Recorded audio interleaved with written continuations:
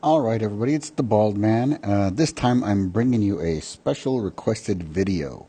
I was requested to do a practice Phillips curve video so you guys could see this in action, how it actually works. So remember the rules for the Phillips curve. If there is a change in aggregate demand, then we move along the curve. If there is a change in aggregate supply, then we shift the curve up or down. All right, so we need to keep in mind as we work through our videos, and hang on, let me fix these up again.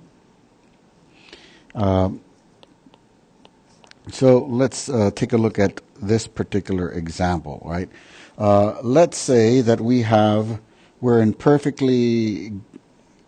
equilibrium right now, right? We're perfectly happy. Nobody extra is unemployed. We are meeting all of our financial obligations, but all of a sudden, for whatever reason, the government decides to raise income taxes and takes money out of the pocket of the people, so we can no longer spend our money.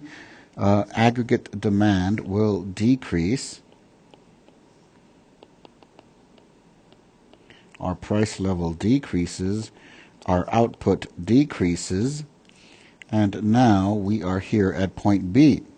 So how would we translate this into our Phillips curve graph? Well, the thing I'm going to look at, guys, right, it's obviously since we moved aggregate demand, we're going to shift along the curve. Now, the question is, are we going to move to the left along the curve or to the right along the curve? Now, what I'm going to look at, guys, is I'm going to look at the price level right here.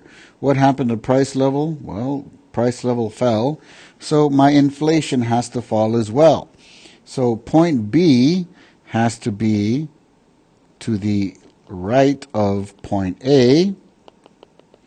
And as we can see, we do have lower inflation here, and our output has decreased as well as we get more and more unemployment. Remember what I said about the Phillips curve and the LR and the aggregate demand aggregate supply graph being mirror images of each other, guys. So remember, whatever happens on this side will happen on this side of the graph, and whatever happens on this side of the graph happens on this side of this graph. All right, with that in mind, let's take a look at another example. All right, so here we're starting off overextended. All right, so how am I going to show an overextended economy on my long run Phillips curve? Short run Phillips curve and my Phillips curve graph, how am I going to do it? Well, I do know that if we're overextended, that means prices are high and inflation is pretty high. So if this is going to be point A, my point A is going to be somewhere over here to the left of the LRPC, right? We see the A is to the right of the LRAS. And remember, it's a mirror image, so it means it has to be to the right of the LRPC, right? So this is where we are currently. And let's say there is some fiscal policy action taken. The government has reduced spending, so aggregate demand will decrease as a result of the fiscal policy. So we're now back at equilibrium, but our price level has fallen. And now this is now point B. So once again, where am I going to put point B on my Phillips curve graph? Well, guys, my price level went down, which means my inflation has to go down. I wound up on my LRAS, and remember the LRAS is similar to the LRPC. So if I wound up on equilibrium over here, I'm going to have to wind up in equilibrium over here, and this would be how we show the shift in this particular graph. All right, so you can see we moved aggregate demand, which means we have to move along the SRPC. Price level fell, which means inflation has to fall. So that is why we moved it in that particular direction. Let's do another one right now. Okay, this time we are in a recession. We start in a recession. So how am I going to show a recession on my Phillips curve graph to the right of my aggregate demand aggregate supply graph? Well, fairly simple. Remember, this being a mirror image, if it's to the left of the LRAS, it has to be to the right of the LRPC. So that would be where my point A is.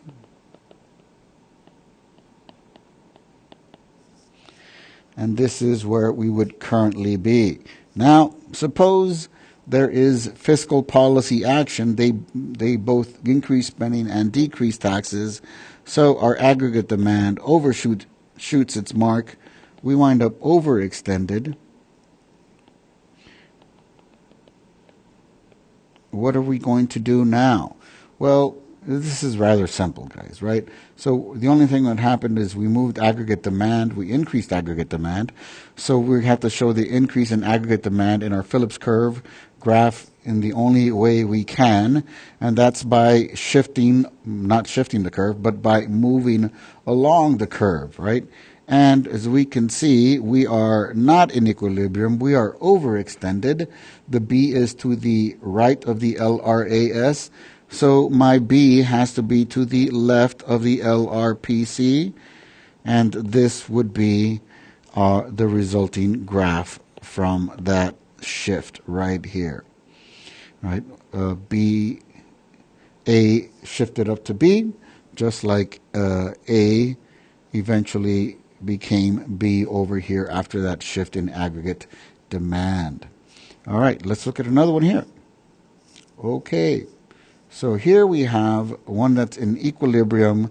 Our short run, long run aggregate supply graph and our short run, long run Phillips curve graph are both in equilibrium. This time we're going to say that we have an increase in aggregate supply. So what does an increase in aggregate supply do for our economy? Well, it brings down price levels and it increases productivity. So how are we going to show this on the Phillips curve graph? Well, rather simple, right? If we remember if there's a change in aggregate supply, then we shift the curve either left or right.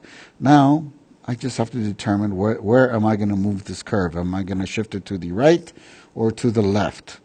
Well, I'm going to do the same thing I did originally. I'm going to refer to the price level. I can see that the price level fell. So my inflation rate has to fall too. So my short run Phillips curve will have to shift to the left as well. I'm sorry, I'm dotting it off in the wrong place. My short run Phillips curve will shift to the left, and now we have a new inflationary point. All right, and our last example. This time, we're going to say we have a supply shock and our aggregate supply decreases. Now, our price level has gone up. Our unemployment has increased. Right? We refer to this as stagflation. Right? The trouble is there is no real way to show stagflation on our Phillips curve graph. This is why they will not teach you this graph in college, but College Board loves this graph, so we have to learn what to do in this particular situation. So if we do have a reduction in aggregate supply and we see price levels increase and unemployment increase at the same time, like I said, there's nothing we can really do on the Phillips curve graph to show that. But what College Board wants to see and what you need to do is you just need to write a second short run Phillips curve graph and shift it up above the original to show that inflation has gone up. Now there's nothing we can do to show the increase in unemployment unless we add a dot, but that would not work according to the rules that I gave you, right? Because the only reason we're supposed to move the dot is if there was a change in aggregate demand. And we can clearly see in this case There was just a change in aggregate supply, no change in aggregate demand. So we can't put that dot. And this is all College Board wants to see from you to make sure you understand what is happening. So if you guys have any questions or comments, drop a comment down below. But if you have a question, don't be afraid to send me a message on Remind. And of course, if you need any other kind of video, please let me know.